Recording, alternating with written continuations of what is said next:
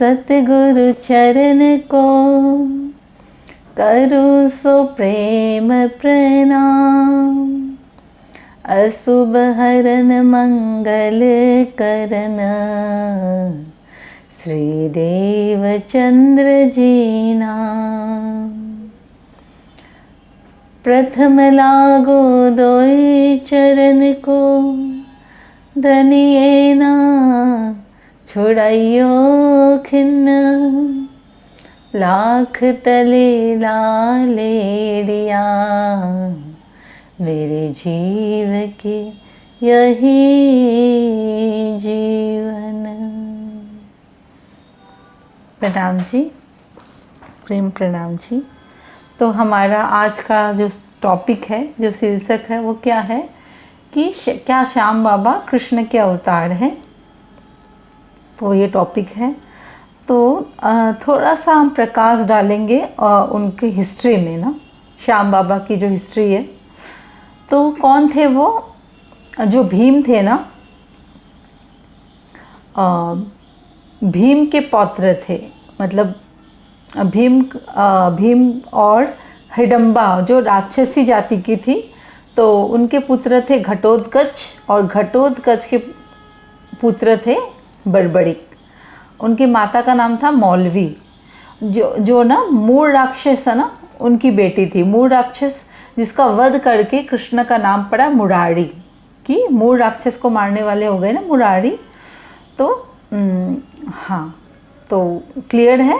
उनके दादा दादी का नाम है भीम और हडम्बा। माता पिता का नाम है घटोत्कच और मौलवी। तो वो राक्षसी कुल में, राक्षसी जाति में अवतरण हुए। तो अब क्या हुआ, जैसे वो बड़े हुए ना, तो वो गए थे कृष्ण के पास, मतलब कि उनका शिष्यत्व स्वीकार करने के लिए, कि और जा कर के कहा कि आप मेरे मतलब गुरु बन जाइए। तो द्वारिकाधीश श्री कृष्ण ने उन्हें अपना शिष्यत्व दिया और उनको ना शस्त्र की विद्या सिखाई। और फिर कहा कि अब तुम्हें ना मतलब और दिव्य शक्ति या जो चाहिए ना, उसके लिए तुम्हें तप करना पड़ेगा। देवी माता और भगवान शिव को प्रसन्न करना पड़ेगा, तो तुम्हें और शक्तियाँ मिलेगी। तब जाकर के वो फिर तप करते हैं। तो शिव जी द्वारा उन्हें 3 बाण प्राप्त होते हैं। वो क्या होता है, शिव जी देते हैं कि जैसे कि आप जिसको भी लक्ष्य करोगे ना, तो पहले क्या होगा, उनमें चिन्ह बन जाएगा मृत्यु का। और दूसरा जो वाण है ना, उससे क्या होगा, सबकी मृत्यु हो जाएगी। और तीसरा जो वाण है, उससे महाप्रलय हो जाएगा, सृष्टि में प्रलय आ जाएगा। तो फिर शिव जी ने कहा कि देखो, ये सोच समझ के प्रयोग करना, तीसरा वाण तो मत ही करना कभी भी प्रयोग। तो हाँ, तो फिर बड़बड़िक ने बोला कि हाँ ठीक है, मैं इसका कभी प्रयोग नहीं करूँगा। तो अब क्या हुआ, उनका मन था कि वो महाभारत युद्ध में जा कर के वहाँ पर वो शामिल हो युद्ध में ना, योद्धा बन कर के युद्ध करे। तो अब जब जाते हैं तो फिर अब क्या हुआ कि अब कृष्ण को पता चलता है। तो कृष्ण आते हैं और उनसे पूछते हैं। वो देखते हैं, बड़े आश्चर्य होते हैं कि तुम्हारे तो तर्कस में केवल 3 ही तीर है ना, केवल 3 तीर से कैसे होगा। मतलब सबका तो मतलब भरा हुआ होता है ना वो तर्कस जो होता है, जिसमें तीर रखते हैं। तो खाली तीर से कैसे होगा, 3 तीर से। तो उसने कहा कि देखो, ये 3 तीर ही पर्याप्त है मेरे लिए। मतलब ये कैसे, 3 तीर से कैसे होगा। तो बोलते हैं कि देखो, तो सारी बात बता दी, जैसे शिव जी ने बताई कि पहले चिन्ह होता है, फिर मृत्यु हो जाती है, तो तीसरा तो प्रलय आ जाता है सृष्टि में। तो सारी बात बता दी। तो बोले कि अच्छा। तो फिर कृष्ण ने कहा कि मुझे ना ऐसे नहीं, मुझे ना वो बताओ, प्रूफ दे के बताओ, है ना। तो उन्होंने एक इशारा किया, एक पीपल का पेड़ था। तो बोले कि समझो कि ये सारे जो जितने भी पत्ते हैं ना, ये युद्ध भूमि के योद्धा है सारे। तो आप सबको ख़त्म करके दिखाओ, सारे मतलब पत्तों को निशाना में साध के दिखाओ। तो अब उन्होंने जैसे ही वो किया, तो फिर साड़े में चिन्ह लग गया। और द्वारिकाधीश ने क्या किया, एक पत्ते को अपने पैर के नीचे छुपा लिया। अब जैसे दूसरा बाण मारा, जितने भी पत्ते थे ना, सबको वो भेद गया, तीर जो था। तो अनंत, एक तीर से अनंत तीर बन गए और सारे पत्ते का भेदन हो गया, ठीक है। लेकिन फिर उन्होंने कहा, जो बड़बड़ी था, वीर बड़बड़ी, उन्होंने कहा कि देखो ये आप हटा लीजिए अपना चरण यहाँ से, नहीं तो आपके चरणों को भेद करके ये पत्ते में भेदन कर देगा। तो भगवान ने हटा लिया और फिर उस पत्ते में भी भेदन हो गया तीर का। तो अब भगवान श्री कृष्ण को विश्वास हो गया कि ये अकेला ही काफ़ी है युद्ध के लिए, मतलब ये अकेला ही पूरा पासा पलट सकता है युद्ध का। तो बहुत खुश होते हैं, तो बोलते हैं कि वाह बहुत अच्छा, फिर तो मतलब हमारी विजय निश्चित है ना, अगर आप हमारे तरफ से होगे तो हमारा तो विजय निश्चित है। तो उन्होंने कहा कि देखो लेकिन मेरी एक शर्त है। तो बोले क्या? बोला मैं हाड़े का सहारा हूँ, जो पक्ष निर्बल होगा ना, मैं तो उसी का सहायक बनूंगा। तो अब जो कृष्ण है थोड़े से चिंतित हो गए कि अब उनको तो पता था कि युद्ध में कौन विजय होने वाला है, पांडव विजय होने वाले हैं। तो इसका मतलब क्या होगा, जो बड़बड़िक है वो कहाँ से लड़ेगा, वो कौरवों की तरफ से लड़ेगा, क्योंकि वो हारने वाले होंगे, और जब लड़ेगा तो फिर उनकी विजय हो जाएगी, ठीक है। तो उन्होंने क्या किया, तो मैं बताती हूँ। देखो सुंदर साथ जी इस पर प्रकाश डालते हैं। कितने योद्धा हुए थे युद्ध वहाँ पर ना, कितने जन लड़े थे ना, कौरव के पक्ष से और पांडव के पक्ष से, ठीक है। किसी कोई पूजा किया उनके अलावा? कौन पूजा गया? कोई भी नहीं पूजा गया ना, उस तरह से जिस तरह से बड़बड़ी पूजे गए। फिर दूसरी बात कि कौन हारने वाले थे? कौरव, ठीक है। तो अगर वो उनका सहारा बनते, जैसे हम लोग संसार में भी क्या होता है, क्या बोलते हैं, जो गलत का साथ देता है वो कौन होता है? गलत होता है ना। जो अधर्मी का साथ दे वो अधर्मी, है ना। तो गलत का साथ देने वाला तो फिर गलत में ही होगा ना, वो भी फिर गलत होगा। पापी का साथ दे, मतलब कौरव तो कितने छल और कितना वो था उनके अंदर ना, कपट था, हाँ, हमेशा पांडवों को दुख दिया। तो सोचो एक तरह से जो पापी का साथ दे वो कौन होएगा? पापी बन जाएगा ना, उसको भी उसकी भागीदारी लेनी पड़ेगी ना। मैं गलत भी बोल रही हूँ तो आप लोग साथ में कर सकते हो, कोई बात नहीं, जैसे हम लोग डिस्कस ही कर रहे हैं, इसको एक तरह से चर्चा है। तो देखो गलत का साथ देने वाला हमेशा गलत होता है ना। जो पापी का साथ देता है तो उसको भी वो पाप, है ना, पाप भोगना पड़ता है, नहीं भोगना पड़ता। तो अब ये कौरव का अगर पक्ष लेते हो तो कौन थे वो कौरव? तो पापी थे, हाँ, दुराचारी थे, अधर्मी थे, है ना, व्यभिचारी थे। तो जब अगर उनका पक्ष लेते और उनको जिता देते तो किसकी विजय होती? अधर्म की विजय होती एक तो, ठीक है। धर्म की तो धर्म हार जाता, अधर्म मतलब असत्य जीत जाता और सत्य हार जाता। और दूसरी बात कि जो कौरव जो थे वो सब नरकगामी हुए। तो वो कहाँ के अधिकारी हुए थे? पाप करके और अधर्मियों का साथ देके, अधर्म का साथ देके, असत्य का साथ देके। तो सोचो जो कहाँ उनकी दुर्गति होनी थी, हाँ, कहाँ उनको अधोगति होनी थी, लेकिन उन्होंने दान मांगा और उनकी भी वीरता देखो, दान कर दिया। उन्होंने भी पूर्ण देखो समर्पण दिखाया कि दान दे दिया शीश। इसलिए तो इतना मतलब पूजे जाते हैं। क्यों? क्योंकि मांगा तो दे दिया ना उन्होंने, दान, शीश को दान दे दिया।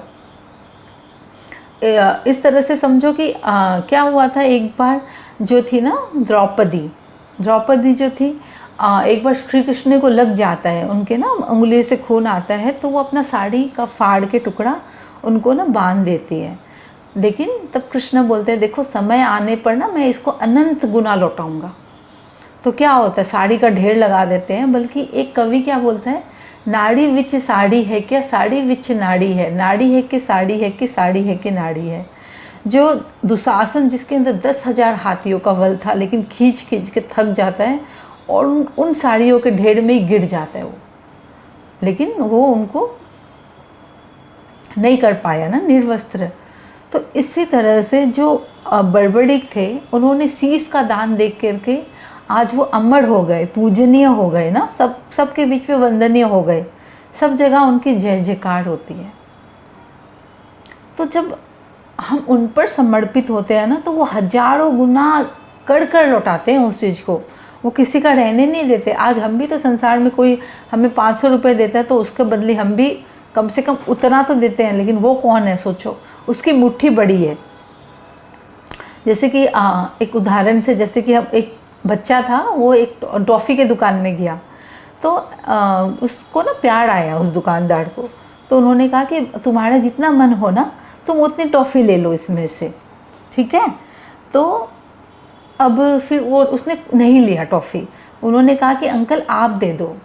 तो उन्होंने जो थे वो निकाल करके टॉफ़ी दे दिया बच्चे के हाथ में, लेकिन उन्होंने पूछा कि ऐसा क्यों किया, मतलब बच्चा तुमने खुद से क्यों नहीं लिया टॉफ़ी को। तो वो बोलते हैं कि देखो आपकी मुट्ठी बड़ी है ना, मैं लेता तो 3-4 ही हाथ में आते मेरे, लेकिन आपने अपनी मुट्ठी से दिया तो ज़्यादा दिया ना, ज़्यादा हाथ में आया मेरे। तो देखो उनकी मुट्ठी बड़ी है, तो जब हम उनको थोड़ा सा भी अर्पण होते हैं, थोड़ा सा भी कुछ देते हैं, तो कितना अनंतो अनंत गुना कर कर लौटाते हैं। तो आज भी वो देखो, अब कलयुग में उनकी जय जयकार हो रही है। और देखो स्वयं अपना नाम दिया, जो उनको प्रिय था नाम, श्याम नाम दिया, और कहा कि मतलब कलयुग में तुम्हारी पूजा होगी, और कहते हैं कि तो थोड़ी बहुत उनको शक्ति दी। लेकिन अब यहाँ प्रश्न ये आता है कि सब क्या बोलते हैं कि ये कृष्ण के अवतार है। कृष्ण के अवतार नहीं है ना, उन्होंने आशीर्वाद दिया बड़बड़िक को, अवतार कैसे हो गए वो कृष्ण के। ये बात थोड़ी ना गलत, तो क्या होता है ना, जैसे जो जिसकी भक्ति करता है ना वहाँ थोड़ी अतिशोक्ति लगा देता है ना, बहुत बढ़ा चढ़ा के बोल देता है उस चीज़ को। तो ऐसा नहीं है कि वो कृष्ण के अवतार है, बल्कि कृष्ण ने उनको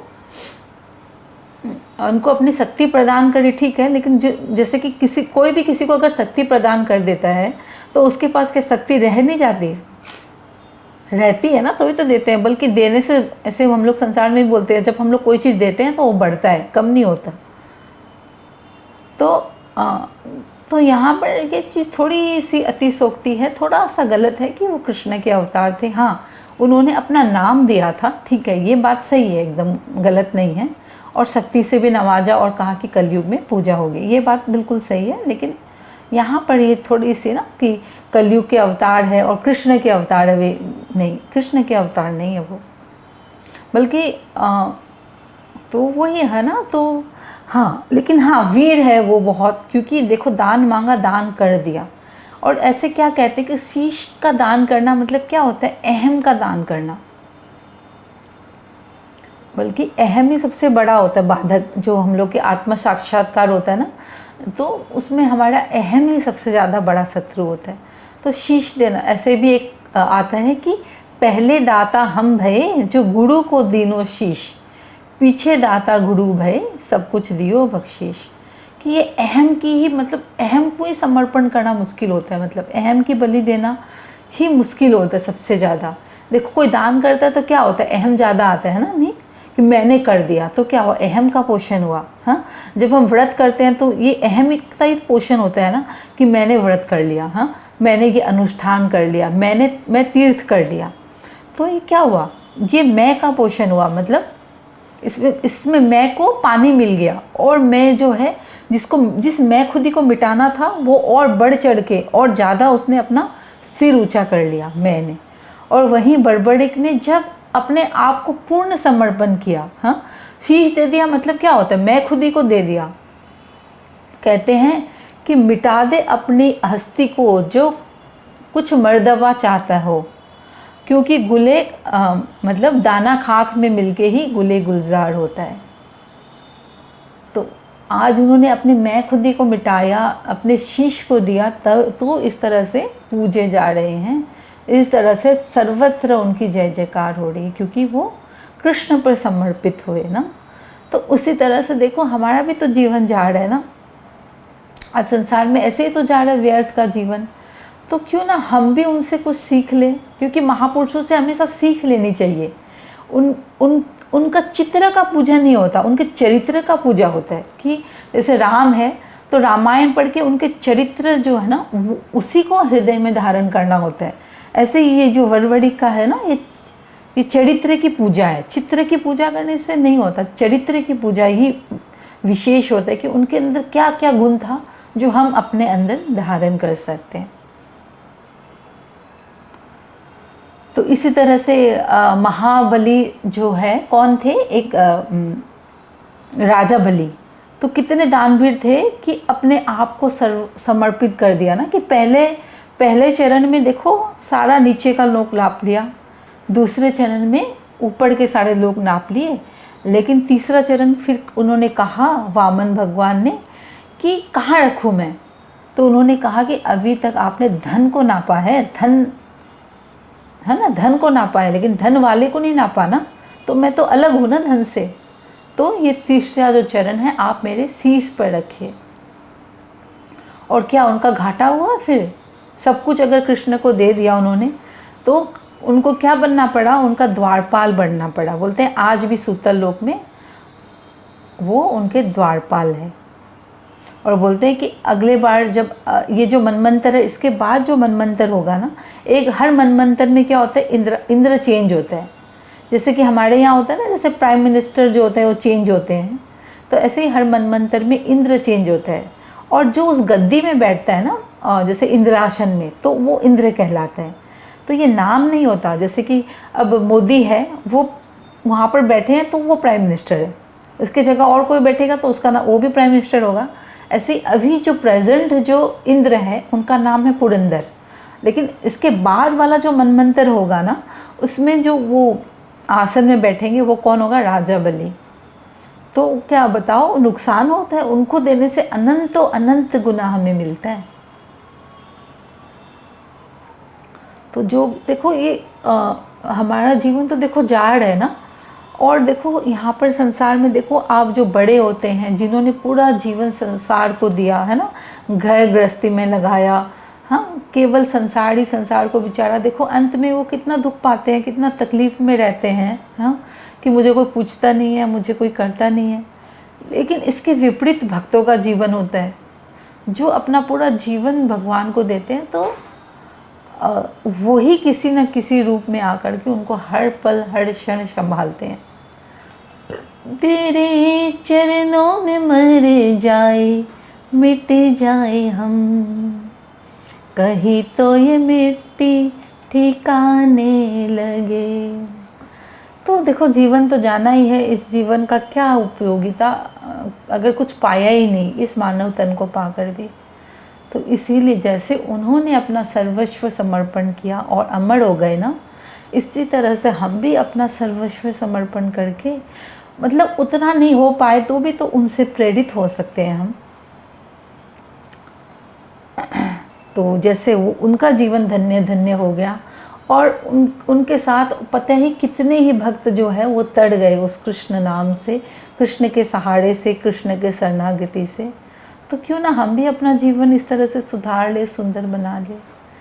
अमर हो जा अमृत का प्याला मिला है, अमर हो जा अमृत का प्याला मिला है, राधा का नाम हमें निराला मिला है, राधा का नाम हमें निराला मिला है, अमर हो जा अमृत का प्याला मिला है, अमर हो जा अमृत का प्याला मिला है। मीरा ने शाम गाया हो गई अमर काया, मीरा ने शाम गाया हो गई अमर काया, इसी नाम से सबको सहारा मिला है, अमर हो जा अमृत का प्याला मिला है, अमर हो जा अमृत का प्याला मिला है। तो अब तो उनकी इच्छा थी कि वो पूरा युद्ध देखे ना महाभारत का। तो उनको क्या करते हैं, एक ऊंचे टीले में, एक पहाड़ में उनके जो शीश है ना उसको रख दिया जाता है। अब क्या हुआ, युद्ध के पश्चात ना सब अपनी बड़ाई हाँक रहे थे, और सबको लग रहा था, जैसे अर्जुन को लग रहा था कि मेरे कारण विजय हुए हैं हम, कि मेरे गांडीव के कारण, भीम को लग रहा था मेरे गदा के कारण, इस तरह से नकुल सहदेव को लग रहा था अपना अपना, युधिष्ठिर को लग रहा था अपना। तो अब सब कृष्ण को पूछते हैं कि बताओ, मतलब किसके कारण हम विजय हुए हैं, किस लिए हम जीते हैं, मतलब कौन है सबसे हम में वीर। हाँ, ये ना ये जो युद्ध, ये जो विजय श्री का तो ताज है वो किसके सिर पे आना चाहिए। तब कृष्ण ने कहा कि अच्छा एक काम करते हैं, जो इस पूरे युद्ध का साक्षी है ना, जिसने इसको पूरा विटनेस किया है, देखा है इस युद्ध को, उसके पास चलते हैं। तो बोले वो कौन है, तो बोलते हैं कि वो वीर वर्बड़िक है। तो अब उनके पास जाते हैं, तो फिर पूछते हैं कि वर्बड़िक अब सही से बताना कि कौन है विजय, किसके कारण हम सफल हुए हैं युद्ध में ना। तो वो हंसने लग गए और बोले कि देखो मैंने कुछ भी नहीं देखा, मैंने क्या देखा कि खाली एक वासुदेव श्री कृष्ण का सुदर्शन चलते हुए दिखा, और कुछ नहीं देखा। तो आप सब तो केवल निमित्त हो, बस करने कराने वाले सब कुछ वही है। तो इस युद्ध को जो है, इस धर्म युद्ध को किसने जितवाया है, श्री कृष्ण ने, उन्हीं का एक सुदर्शन चला। इसी तरह से हम भी अगर धर्म परायण होंगे, हम भी सत्यवादी होंगे, हमारे अंदर भी हम चाहेंगे अपने जीवन का उत्थान करना, है ना। तो क्या करना होगा, उन्हीं को अपनी डोर संभालनी होगी। जैसे कि उन्होंने सारथी बनाया ना, अर्जुन ने अपने रथ का कृष्ण को सारथी बनाया, तो इसी तरह से हम भी उन्हें अपना सारथी बना लेना। जिससे मन के हिसाब से चलते हैं हम, कि मन के मते ना चालिए, कि बल्कि उनको पूछे बार बार हर एक चीज़ में कि इसको कैसे करना है, क्या करना है ना, कहाँ जाना है, नहीं जाना है, बार बार उनसे वार्ता करें, उनसे चर्चा करें अंदर ही अंदर। तो जैसे इंद्रिय रूपी घोड़े, ऐसे क्या हुआ, वो जो सारथी था, अगर कृष्ण जब सारथी था तो सही चलाया ना उनके रथ को। तो इसी तरह से अगर हम भी उनको अपने मन में बिठा लेंगे ना उन्हें, तो हमारे जो इंद्रिय रूपी घोड़े हैं ना, वो भी इधर उधर नहीं जाएंगे, क्योंकि मन में वो बैठे हैं ना कृष्ण, तो सही दिशा में ही ले जाएंगे। जैसे अर्जुन के रथ को उन्होंने हाँका था। तो इससे ये भी सिखापन मिलता है। देखो, तो इससे ये भी समझ में आता है कि हमें लगता है कि हम सब कुछ करते हैं, हम घर गृहस्थी पालते हैं, हम पैसा कमाते हैं, हम ये करते हैं, मेरी करत दुनी जात है, बोझ ब्रह्मांड सिर लेवे, पाँव पल का नहीं भरोसा, तो भी सिर सज्जन को ना देवे। कि हमें क्या लगता है, मेरी करत दुनी जात है, बोझ ब्रह्मांड, सारे ब्रह्मांड का बोझ हमने अपने सिर में रखा है कि इसका भी मैं ठीक कर दूँ, ये भी कर दूँ, मेरे बिना तो काम भी नहीं चलेगा यहाँ पर। तो सारा ब्रह्मांड का क्या है, बोझ अपने सिर पे रखा है, मेरे बिना तो काम ही नहीं चलेगा, मैं नहीं होने से होगा ही नहीं। तो लेकिन क्या कहा, पाँव पलक का नहीं भरोसा, तो भी सिर सज्जन को ना देवे। कि पल भर का भी भरोसा नहीं है, कब बुलावा आ जाएगा और कब हम चले जाएंगे, लेकिन तो भी सिर सज्जन को ना देवे, तो भी हम भगवान पे समर्पित नहीं होते, तो भी इस मैं को पकड़ के रखते हैं कि मेरे कारण ही सब कुछ हो रहा है, मैं ही कर्तव्य धरता हूँ। और जितना हम इस चीज़ में अपने आप को डालते हैं, उतने हम ज़्यादा चिंतित होते हैं। क्यों? क्योंकि जब मुझे करना है तो चिंता भी तो मुझे ही करना होगा, जब उसे करना है तो वो चिंता करेगा कि हाँ सब तू जान, तुम्हारी काम जाने ना। अब लेकिन जब मुझे ही करना है तो मुझे चिंता करना पड़ेगा। तो ये जीवन बहुत ख़राब है, जो मैं करता है ना, तो वो चिंता में, वो परेशानी में, वो डिप्रेशन में गुजरता है। इसीलिए जीवन में हमेशा तू करना चाहिए, कि मतलब परमात्मा आप ही सब कुछ हो, आप ही कर्तव्य धरता हूँ, मैं कुछ नहीं हूँ। जैसे एक भजन आता है ना, जचे जिस तरह खेल खिलाओ, थे मन चायो जी, नाथ थर सरन आयो जी, नाथ थर सरन आयो जी। जचे जिस तरह नाच नचाओ, थे मन चायो जी, बोझो उतरियो सभी, बड़े चरना को सरन आयो जी। मैं तो अब निश्चिंत हुयो, अंतर हर सायो जी, नाथ थर सरन आयो जी। जच जिस तरह नाच नचाओ, थे मन चायो जी। कि अब बस आपके शरण में आ गया, आपको जैसा अच्छा लगता है वैसे ही करो, अब मैं तो खाली कठपुतली हूँ, बोल के आप ही सब कर्तव्य धरता हो। तो सब बोझ उतर गया मेरे सिर से ना, क्योंकि बड़े चढ़ने का आसरा पाया मैंने। अब क्या हुआ, मैं तो अब निश्चिंत भया अंतर हड़साया जी, कि अब तो मैं निश्चिंत से सांस ले रहा हूँ। अब मतलब अब तो मेरा जीवन निश्चिंत गुजर रहा है, कोई चिंता ही नहीं रही, क्योंकि चिंता करने वाले आप हो ना, इसीलिए। तो जैसे बड़बड़ी अमर हो गए, आज उनकी यश गाथा कीर्ति गाथा सब हम गाते हैं, उनके चरणों में शीश नमाते हैं, क्योंकि उन्होंने कृष्ण को अपना सर्वस्व समर्पित किया था। इसी तरह से हम भी इस चरित्र से हम भी प्रेरणा लें, हम भी उन्हीं के चरणों का आश्रय लेकर के अपने जीवन को देखो धन्य, कितना सुंदर एग्जाम्पल प्रस्तुत किया है ना ये वाला। फिर बाद में कहते हैं कि कलयुग में शाम खाटू श्याम में वो प्रकट हुए ना, तो कहते हैं कि जैसे मनोकामना सारी पूर्ण होती है जब हम उनकी भक्ति करते हैं। अब यहाँ पर भी बहुत समझने का एक ये विषय है कि मनोकामना पूर्ण करना, जब हम स्पिरिचुअलिटी में कदम धरते हैं ना, तो मनोकामना पूर्ण नहीं होती। असली अध्यात्म ये नहीं है, असली अध्यात्म है मनोकामनाओं का नाश होना, केवल एक ही कामना रह जाए, एक ही आस रह जाए। पिया मेरे हम तेरे, पिया मेरे हम तेरे, हो पिया मेरे हम तेरे, पिया मेरे हम तेरे, रहे पिया तेरे साथ वहाँ, मिलता रहे तेरा प्यार जहाँ, रहे पिया तेरे साथ वहाँ, मिलता रहे तेरा प्यार जहाँ, पिया मेरे हम तेरे, पिया मेरे हम तेरे, हो बस यही आस रह जाए, यही कामना रह जाए कि हम उनके बन जाए।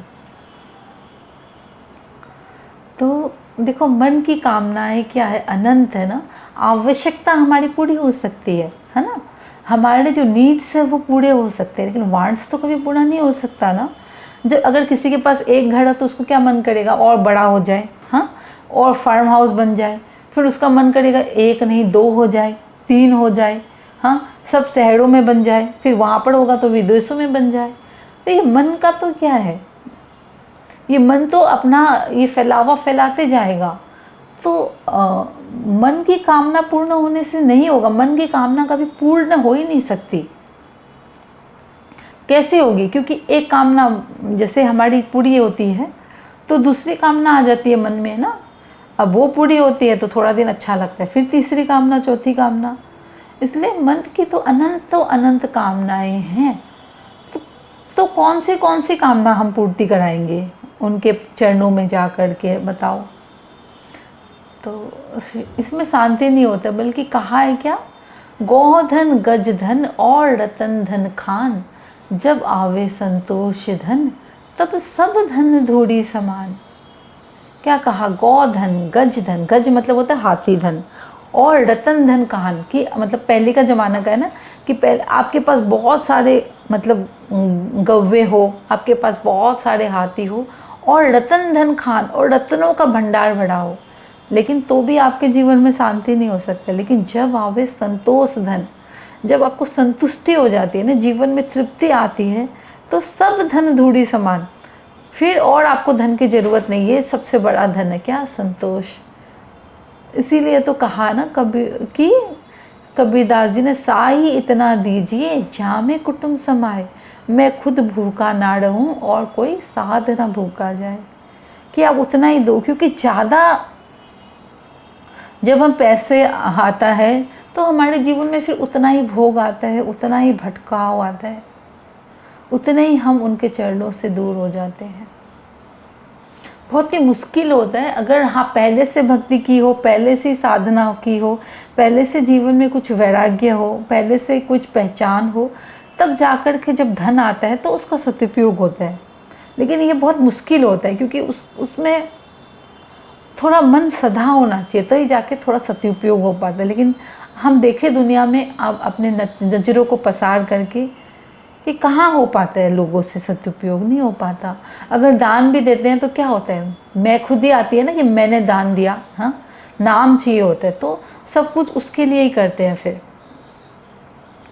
तो जितना जितना मैं खुद ही आते हैं उतने उतने हम उनके चरणों से दूर होते जाते हैं, उतने ज़्यादा हम विकारों से ग्रसित हो जाते हैं, उतने ज़्यादा हमें चिंता दुख संताप, जितना ज़्यादा ये मतलब जैसे कि बोलते हैं ना कि गंदगी के ढेर में बैठो तो दुर्गंध खुद को ही आएगी। तो ऐसे ही जब हम बहुत ज़्यादा पैसा हो जाता है, बहुत ज़्यादा भोग हो जाता है जीवन में, तो कुछ ऐसे ही हमारा हो जाता है, मन मतलब चंचल हो जाता है बहुत। ऐसे लगता है ये ले लूँ वो ले लूँ, मन कहाँ कहाँ उड़ान भरने लगता है। तो संतोष बहुत मुश्किल होता है, मतलब बहुत ही सधा हुआ जीवन हो तब बात, बहुत ऐसा एक्सेप्शन केस होता है ये तो ना।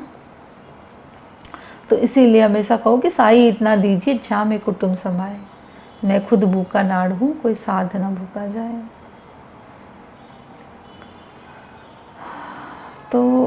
तो आप देखो अच्छी बात है, सबको भजना चाहिए, सबको वो करना चाहिए, लेकिन जब जहाँ पर आत्म कल्याण की जब बात आती है, जब अखंड मुक्ति की बात आती है, जब इस आवागमन के चक्कर से छूटने की बात आती है ना, क्योंकि देखो जितने बार जन्म लेंगे इस जीवन का ही हम देख ले कि कितना सुखी हुए हम, हर एक सुख के पीछे दुख छुपा है ना।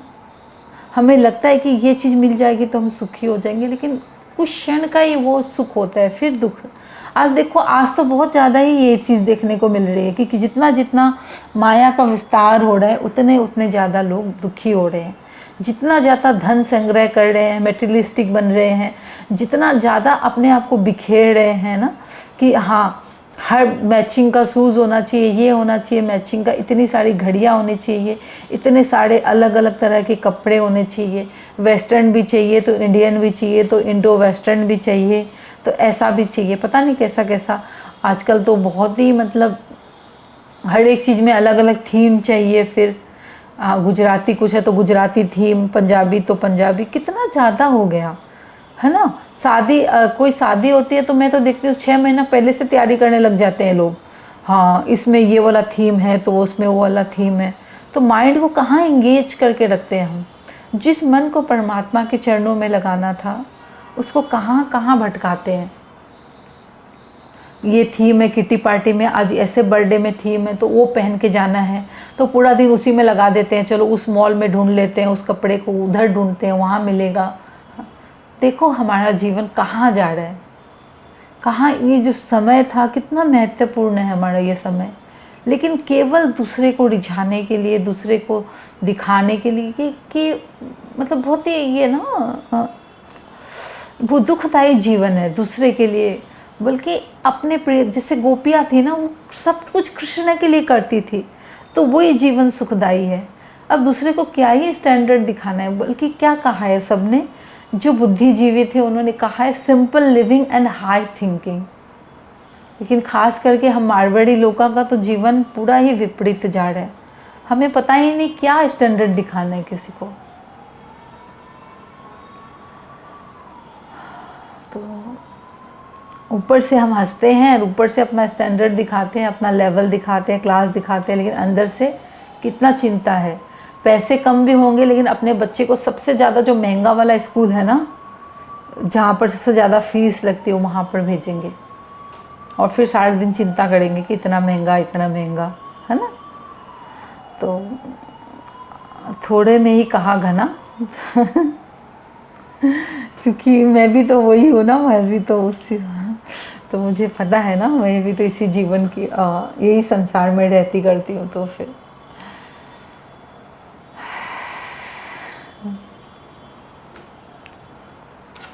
तो वही सब जब आती है मुक्ति के बाद, क्योंकि जब तक हमें मुक्ति नहीं मिलेगी तब तक ये मन भटकेगा। तो अलग अलग योनि में अलग अलग उसमें भटकेगा, लोकों में भटकेगा।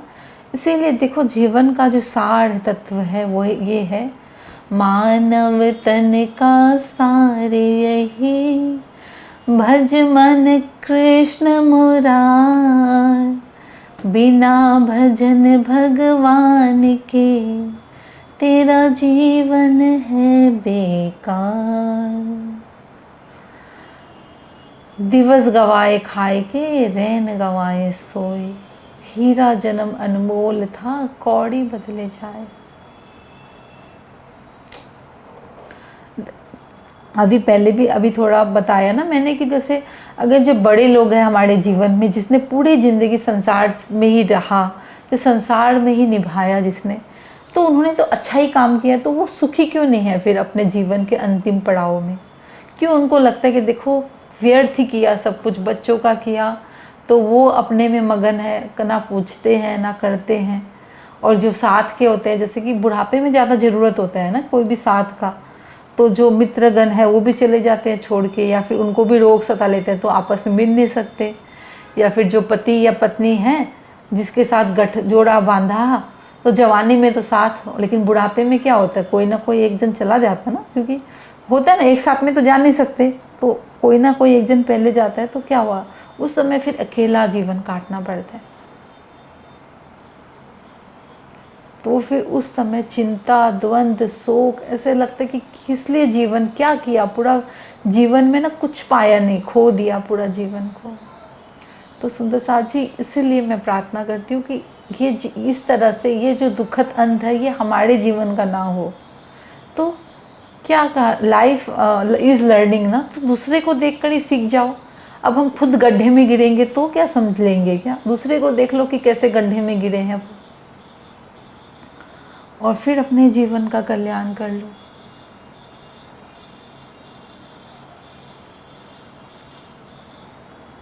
तो जब जहाँ अखंड मुक्ति की बात आती है ना, तो आवागमन, तो वहाँ कृष्ण ही आते हैं, कृष्ण का नाम ही आता है।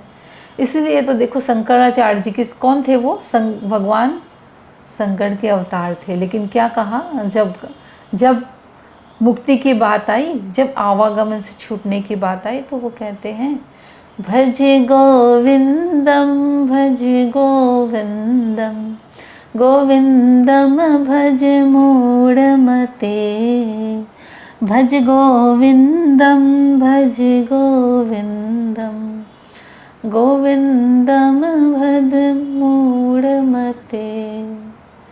कि भज गो मूढ़मते, हे मूढ़मती, तुम्हें समझ नहीं आई कि कहाँ तुम्हारा कल्याण है, कहाँ तुम्हारा आत्मा को विश्राम मिलेगा, कहाँ तुम्हारे आत्मा को अखंड शांति मिलेगी, कहाँ तुम्हें परम सुख मिलेगा, कहाँ तुम परम आनंद में होगे। हे मूढ़मती, समझो इस बात को कि भज गोविंदम, भज गोविंदम, कि गोविंद को भजो, गोविंद को भजो।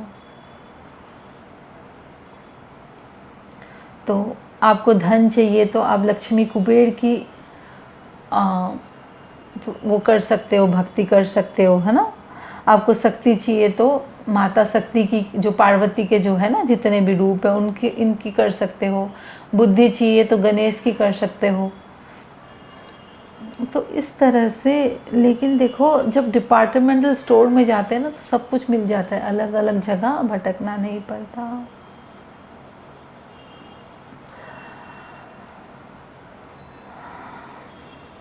तो दर दर ठोकर खाई, अड़े भलो भोले इंसान, चरण पकड़ श्री कृष्ण का, तेरा हो जाए कल्याण। ऐसे देखो शिव जी जो है आदि शिव, वो प्रतीक है ना, ध्यान का प्रतीक है।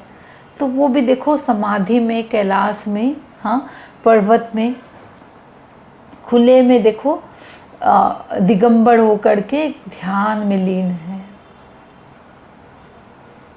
तो किसी का तो वो ध्यान करते होंगे ना, उनकी ऊंची शक्ति का, किसी का, है ना, क्योंकि अपना ध्यान तो कोई कर नहीं सकता।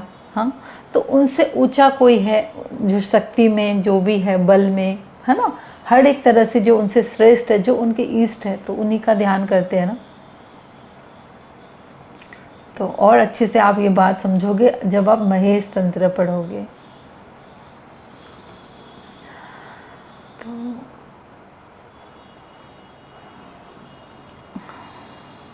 तो जीवन उसी का सुंदर है। इससे हमने क्या समझा, आज हमने जो बड़े का चरित्र समझा, उससे क्या समझा कि जीवन उसी का सुंदर है जिसने अपने जीवन को उन पर समर्पित किया। वही जीवन अमर है, उसी का जीवन पूजनीय है, वंदनीय है ना। तो इसी तरह से क्यों ना हम भी उनसे ही प्रेरणा लेकर के अपने जीवन का उत्थान और कल्याण करें, जैसे कि उस वीर वड़वड़िक ने किया, है ना। अपने आप को सर्वस्व समर्पित करके, अपने शीश तक का दान करके, मतलब अहम का दान करके कि प्रभु मैं कुछ नहीं हूँ, सब कुछ जो हो करने कराने वाले आप हो। जब मैं था तो हड़ी नाही, और जब हड़ी है तो मैं नाही, प्रेम गली अति साकड़ी, जामे दो ना समाए।